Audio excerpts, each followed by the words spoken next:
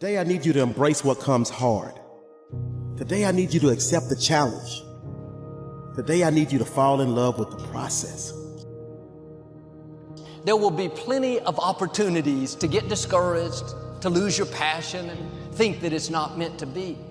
But if you're going to reach your destiny, you have to have a made-up mind.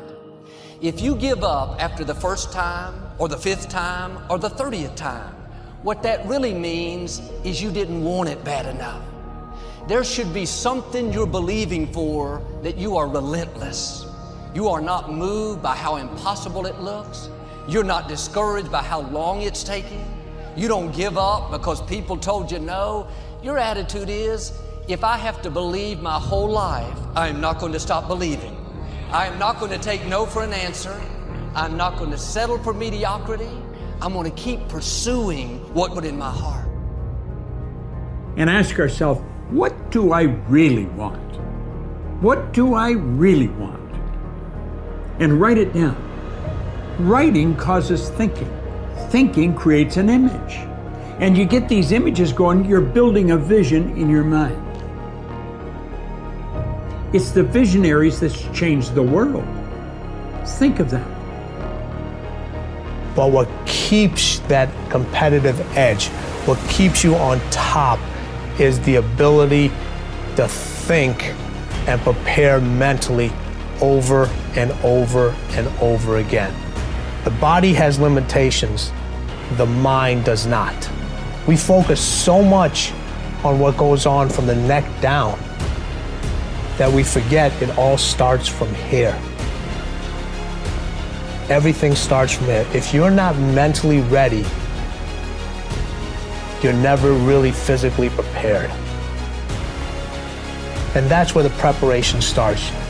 What would your life be like as you look toward the future if you decided, I'm not going to allow my fears to stop me? And I'm saying to you, whatever you got to do it, because if you don't, life is going to whoop you until you surrender.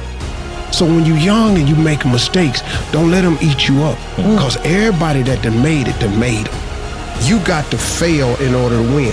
Hey, look, man, to understand how to hit the game-winning shot, you got to miss the game-winning shot. You know, you got to be tough because the road to success is always under construction. It's never a clear path to success. The people who become successful are the people who have a relentless attitude. And you just got to hang in there through the bad breaks, because the bad breaks is coming, but they usually come right before the big break is about to happen. You get a series of bad breaks and it stumbles up a lot of people. My life and my success is to say to anyone, you can stumble, you can fall, you can get back up again.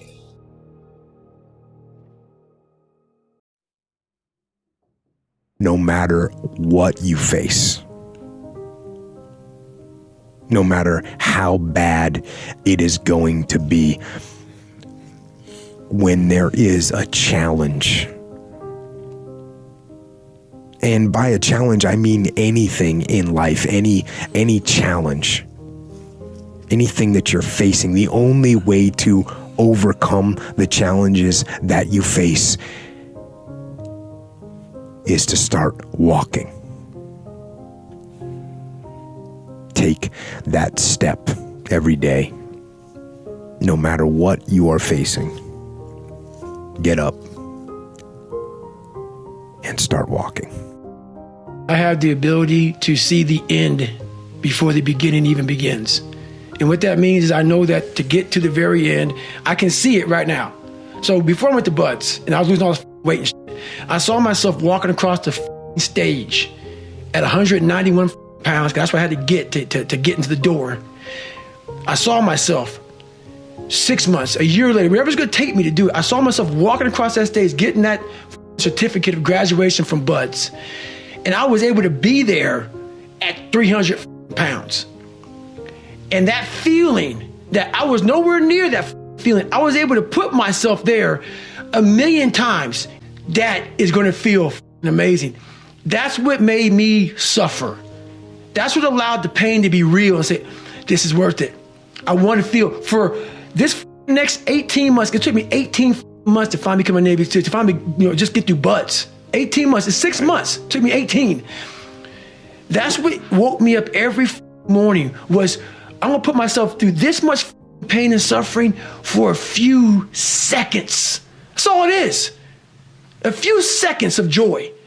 And it's so worth it, man. That's what people don't get. So I'm able to put myself at the finish line, even though I have no finish line, but at the finish line of an event before I even start to say, how are you gonna feel at the end of this? Visualizing is my biggest tool of life. That's why I've been able to put myself in cold water, put myself in a 100-mile race millions of times before I've done it. And I'm able to go through the race and see how I'm going to feel at mile 50, almost to the exact feeling. Right. So when it comes up, it's no surprise. It's no surprise. I've already done this a million times. I recommended the last time I was here, the little book, Richest Man in Babylon, and I said, I've lectured now to over 3 million people. Guess how many have actually gone and got this little book? Answer, very few. My best guess is 10%. Such an easy thing to do. This little book, number one, is easy to find. Number two, it's easy to buy. The most you can pay for it, $6, $7, $8. You can borrow that from your kids. But if it's easy to find and easy to buy, and if it's easy to read, why wouldn't everybody go get it? We don't know. I don't know. Nobody knows. Here's how profound it is. Some do and some don't. Now here's the numbers. About 10% do. We don't know the mystery of that. And I'm telling you, 10 years from now, those numbers will still be the same. The numbers don't change. Only the faces change. I used to belong to the 90% who couldn't be bothered even if it was easy. How many people have a library card? Answer, 3%. 97% couldn't be bothered. Guy specializes in happy hour, but he doesn't have a card. And now readily and quickly blames the government and blames his company and blames the pay scale. Here's my advice to you today. Walk away from the 97%. Don't talk like they talk. Don't go where they go. Don't act like they act. Don't specialize in what they specialize in. Throw away the blame list they cling to. You got to be consciously conscious today, because your environment can hypnotize, mesmerize, and paralyze you. The other thing is, take full responsibility for your life. Oscar Wilde once said, responsibility is what we expect from somebody else. This is very true. Most people dread accepting responsibility. That's just a fact of life, and we can see it in operation every day. We can see ourselves getting hot under the collar when the dentist keeps us waiting, and we're sitting there reading old magazines when our appointment was 30 minutes ago.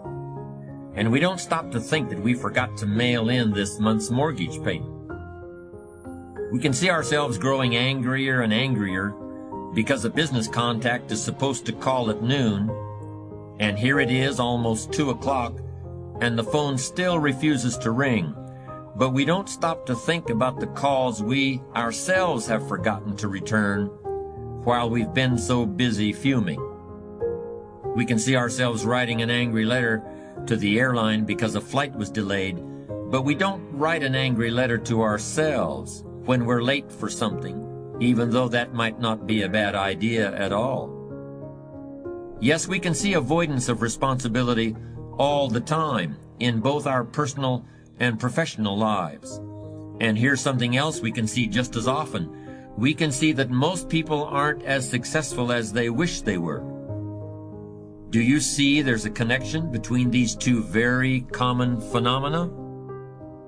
I certainly do, and by the end of this session, I hope you'll agree with me.